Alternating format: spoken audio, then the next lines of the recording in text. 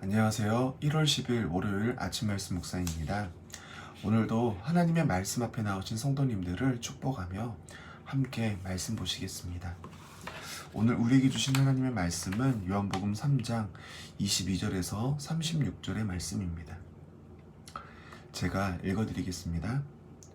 그 후에 예수께서 제자들과 유대 땅으로 가사 거기 함께 유하시며 세례를 베푸시더라. 요한도 셀렘 가까운 에논에서 세례를 베푸니 거기 물이 많음이라. 그러므로 사람들이 와서 세례를 받더라. 요한이 아직 옥에 갇히지 아니하였더라. 이에 요한의 제자 중에서 한 유대인과 더불어 정결 예식에 대하여 변론이 되었더니 그들이 요한에게 가서 이르되 랍비여, 선생님과 함께 요단강 저편에 있던 이 곧 선생님이 증언하시던 이가 세례를 베풀매 사람들이 다 그리로 가더이다. 요한이 대답하여 이르되 만일 하늘에서 주신 바가 아니면 사람이 아무것도 받을 수 없느니라. 내가 말한 바 나는 그리스도가 아니요 그의 앞에 보내심을 받은 자라고 한 것을 증언할 자가 너희니라. 신부를 취하는 자는 신랑이나 서서 신랑의 음성을 듣는 친구가 크게 기뻐하나니 나는 이러한 기쁨으로 충만하였노라. 그는 흥하여야 하겠고 나는 쇠하여야 하리라 하니라. 위로부터 오시는 이는 만물 위에 계시고 땅에서 난 이는 땅에 속하여 땅에 속한 것을 말하느니라.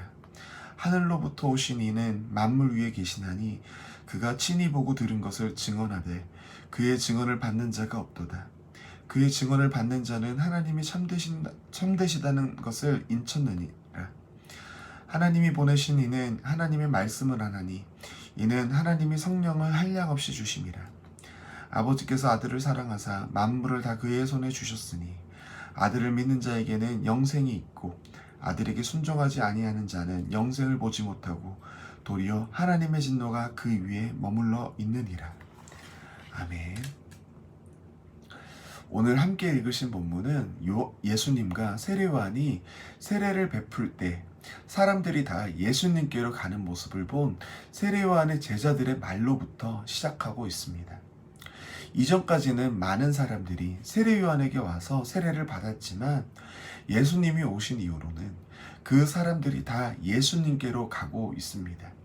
우리는 이게 당연한 일이라고 생각이 듭니다. 하지만 세상에서는 당연한 일이 아닙니다. 내가 가지고 있는 권위나 기득권, 존경을 빼앗긴다는 건 세상 사람들에게 있어서는 치명적인 일일 겁니다. 원래 없었던 것보다 있던 걸 빼앗기는 걸 더 크게 느끼는 게 보통이기 때문입니다. 그래서인지 세례요한의 제자들도 지금 사람들이 다 예수님께로 가는 것을 경계하여서 그들의 스승인 세례요한에게 이 일을 말하는 것 같습니다.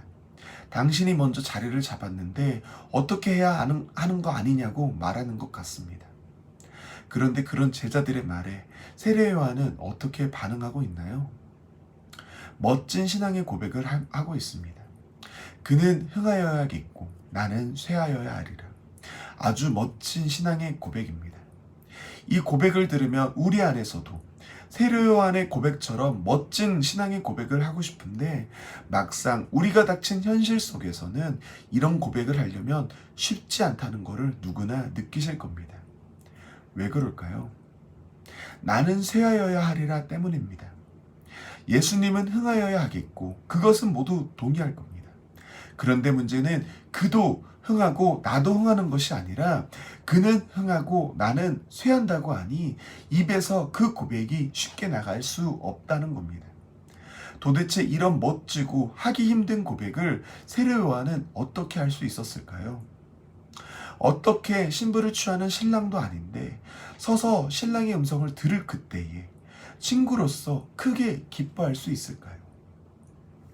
세례요한이 그럴 수 있었던 것은 그가 예수님이 어떤 분이신 줄 알았기 때문입니다. 그는 흥하여야 하겠고 나는 쇠하여야 하리라 라고 고백한 다음에 하는 말을 보면 어떻게 그런 멋진 고백을 할 수 있는지에 대해서 우리는 알 수 있습니다. 31절부터 보면 세례요한은 예수님을 이렇게 소개하고 있습니다. 위로부터 오시느니 하늘로부터 오시느니 하늘로부터 오셔서 하늘에서 보고 들은 것을 증언하시는 분, 하나님의 말씀을 하시는 분, 하나님이 성령을 한량없이 주시는 분, 만물이 다 그의 손에 있으신 분, 그를 믿는 자에게 영생이 있게 하시는 분이라고 세례 요한은 소개하고 있습니다. 이런 소개 가운데에 우리는 무엇을 할 수 있습니까? 세례 요한은 옥에 갇혀서 죽음으로 이후에 있을 예수님의 십자가 사건을 보지 못했지만 그가 오신 이유와 하실 일들, 예수님을 믿는 자에게 영상이 있는 모든 것을 알고 있었다는 겁니다. 세례 요한이 그는 흥하여야 하겠고 나는 쇠하여야 하리라 라고 고백한 것은 아무 생각 없이 한 것이 아니라 예수님을 바라봤기 때문에, 예수님이 어떤 분이신지 어떤 일을 하실 건지를 알았기 때문에 할 수 있었던 것입니다. 하나님을, 그리고 하나님께서 보내신 그의 아들 예수 그리스도를 아는 자만이 멋진 신앙의 고백을 할 수 있습니다. 예수님이 우리 안에 있어야 우리는 망해도 좋다는 고백을 할 수 있는 겁니다.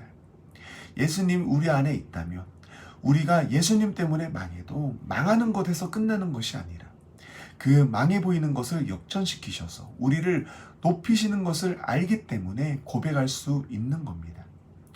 요셉이 애굽의 감옥에 갇혀도 그 상황을 역전시키셔서 애굽의 총리로 만드시는 분이 우리가 믿는 하나님이십니다. 그러니 우리 문화촌제일교회 성도님들께서도 하나님께서 보내신 예수 그리스도를 더욱 알아가시는데 힘쓰심으로 이런 멋진 고백을 삶 가운데 할 수 있는, 그리고 그 고백 가운데에 하나님이 높여주심을 경험하시는 매일매일이 되시기를 바라며 오늘 말씀을 마치도록 하겠습니다. 함께 기도하시겠습니다.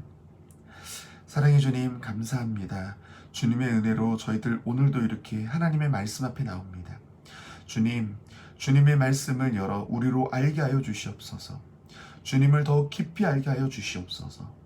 우리의 신앙이 나의 열심과 열정, 내 안에 있는 무엇이 근거가 되지 않게 하여 주시옵소서.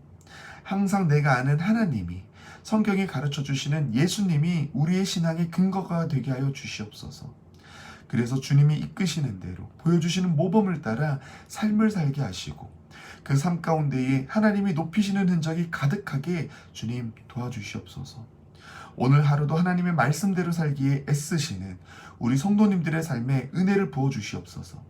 오늘 하루를 시작하는 걸음을 지켜주시고 하루를 마칠 때에 하루를 지켜주신 하나님께 감사와 찬송이 넘치게 주님 도와주시옵소서.